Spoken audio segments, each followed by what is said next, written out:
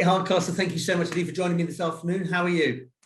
Really good, Nick, thank you. So listen, let me ask, obviously kind of the high street, we've seen giant brands like Debenhams, Topshop, no longer with us, are being sold to different places, and the world of retail will fundamentally change forever. What do you think these large-scale changes mean, kind of maybe focus on the SME marketplace and how SMEs have to adapt as they start opening their doors up for everyone? Really has been, I would say, one of the most pivotal times for retail. I mean, we knew it was coming, but the speed of change has been the most significant. And I think we're going to go through more pain before we go to a place of having a more human high street, which is what many of us have been campaigning for a long time. What do I mean by human high street? I want to see places that people can be together. We're social creatures. We actually enjoy company generally. We enjoy the movement of others around us. And if those places aren't going to be just purely places of retail or workplaces, now they have to be reinvented. So I would imagine that we would take the problems we face, not just here in the UK, but externally in different countries that are facing exactly the same set of problems too, and start working out ways to solve them in those places. So for instance, we have a movement crisis, obesity. We need to get people out there and active. How could activity be part of our high street? We have a loneliness epidemic. So how could we use the opportunity to meet people or come into contact with people in a positive and safe way as part of our future high street? And ditto anything else. When you think about the UK, we've got 170,000 charities.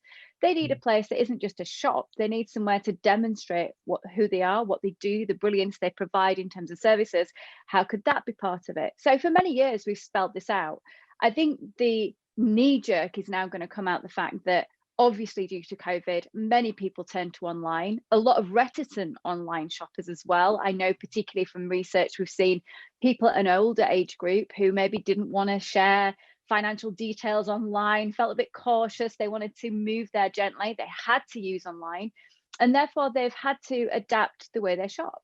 And that means that we've seen not only the loss of brands that have moved online permanently, but we've heard big announcements from our big UK retailers like Marks and Spencer's and John Lewis saying they're never going to be the same again. Their words are not mine. And therefore, we just know that after this initial part of pain where we're going to see the closed shuttered doors, it's time for a catalyst of change. And I want that to be as inventive and exciting as possible. So I think even though it's an area where the rule book's been rewritten a few times and people thought retail theatre, which is the idea of making it look fancier retail or experience retail, might have been the solution. For me, the solution comes from us, the individuals, the people. How well has the high street embraced the tech and started looking towards it as a solution enabler rather than the pivot or whatever we want to call it? Just like I don't see online retail being competitive to traditional bricks and mortar, it's actually part of the same discipline. I see tech as being very integrated to retail, but I'm going to say now, as I say in a lot of my keynotes to the technology teams, I am impressed, engaged, excited by what they can do. I want to understand how that can enhance an experience, be it taking some of the pain points out or make some of the laborious a little bit more streamlined. But you've got to start with the basics. Can it work? Does it need copious amounts of instructions that actually levels of people who might be responsible for making sure it happens every day feel comfortable with delivering? Because I'm a little bit fed up, Nick, of going into stores and seeing the potential for technology and then just seeing a black screen that actually is meant to be doing something fantastic, but no one knows how to operate it. They're waiting for someone from head office to pop back. And you think, what a loss of opportunity. So tech's got a huge part to play, an exciting role to play, but we've got to make sure that it's very usable in content. And one of the examples I use of very usable beneficiary technology is if you think about the Walt Disney parks, they have wristbands that you can scan in, you can pay that way. It tells you the nearest food destination, the bathrooms. It also tells you the queue times on the rides. That user validity in terms of it's giving something to me means they're happy in turn to use that experience and share things back. That's what I'm looking for in terms of technology that really works for people. And what do you think is the trigger point? It kind of in everything we talked about before, it's about kind of us as humans enjoying what we're out there doing. Is it going to be driven by us as individuals, or are businesses having to start thinking differently about how they operate? there lies the rub, doesn't it? Because this is very much the tail wagging the dog now. You know, it's funny how things can get really speeded up in terms of looking at your strategic documents and your P&L when consumers' whole raison d'etre just changes and they start moving forwards in a very different way. So I think the fact that the speed of change is happening, consumers are wanting more, that they'll head onto Instagram or TikTok every day and see something that inspires them, means that they're not going to just be happy with what was anymore. They're going to be looking for solutions that are out there. So as soon as, it doesn't even have to be one of your competitors, as soon as anyone else who is consumer facing is doing something, that consumer is going to be in their mind trying to work out how that could fit for them in a different place. So I think it's about making sure that everything you do starts with that consumer thinking at heart. And some things as businesses we won't be able to deliver, it's just not cost effective. Some things we will. It's been very transparent, authentic, and explaining where you fit in that. We don't do this, but we do this brilliantly. This is our value, this is our offer. And I think sometimes communications go one way or the other for me. They go incredibly layered and complicated and detailed. And we've got to remember there's a tiny smidge of narcissism in all of us. You know, what's in it for us? What's the benefit for me? How's it going to make my life easier? So I'm not going to read through all of that. But then sometimes businesses can be doing brilliant things and hide the light under a bushel. You don't even know it's there. You don't even realize it's part of what you're buying into. So it's finding that beauty spot, that absolute pulse point of communicating in an outwardly in way, outside in way of going, look, these are all the things that we can entice you with. We've heard, we've listened, we've replicated, but also these are the things we do well, and this is why we're the expert at it. So over the last year, and well, kind of for a long time, but over the last year, certainly, diversity and inclusion has come to the forefront.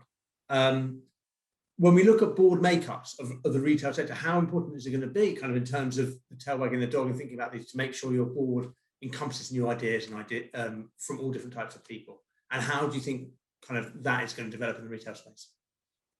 We've had many boardrooms, not just retail, where literally it's been looking over the shoulder, seeing what the competition is doing and emulating that. And that isn't the right way to do it.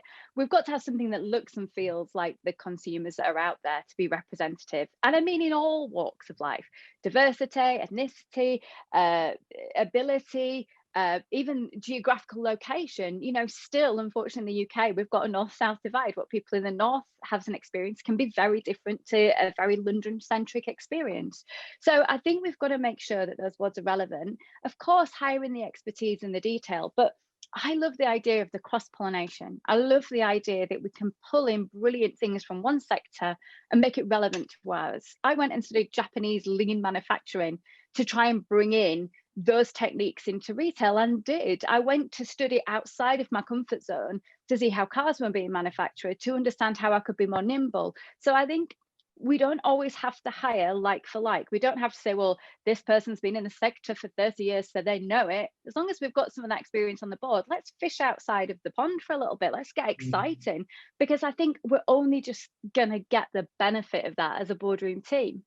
What sectors do you feel are going to be hit next, I suppose? What do you look at and can learn also from the retail sector in terms of the changes that are going on currently for them in the high street? I think the interesting thing is that we've had this scenario in retail over the last 12 months where it's been very reflective, and it's been very, particularly when it comes to the bricks and mortar stores where they've had to close the doors, the on and off lockdown, where we've had those SMEs, as smaller businesses, just have to go out, have to actually make speed of change their purpose. And they've evolved and pivoted so well. And a lot of our larger organizations have been sluggish to create, to adapt. I was a singer by training, so that's where I started off life. Yeah. And you know, the rock and roll business, the show business side of me is so used to being the swan that's gliding on the surface and the little legs paddling underneath to keep going. And I think, you know, there are other sectors that have to deal with a whole change in the way that business is running and evolve and manage to evolve in a timely way that actually you're keeping up going with the day to day and actually doing bigger thinking pieces underneath it. I think retail will very much become a consumer centric world, and we will then learn, as we already are doing, to understand the deepest thinking and the quickest thinking of consumers, and we'll become really good at adapting businesses in some shape-shifting way to be able to deal with that. And maybe then we can have a skill set as retailers that we can pass on to other sectors too. So as the shops, the high street opens up, give me one little thing I should be looking out for in the short term, which can bring us a bit of hope and joy that we wouldn't be expecting. Okay, so magic potion. Longer term, what we're going to get out of it is a catalyst for change that we needed. It's going to speed it up. It's going to give us, our family, our children a better place to be long term. So let's go through the pain to get the benefit.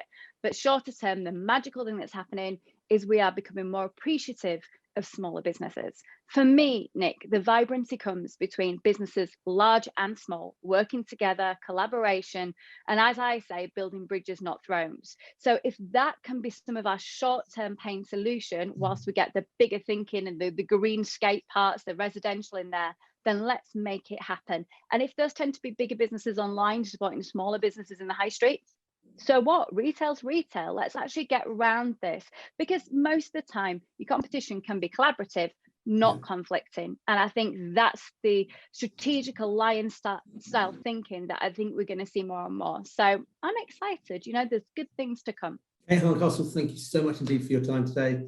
As always, been lovely speaking to you. Thank you. Cheers. Take care.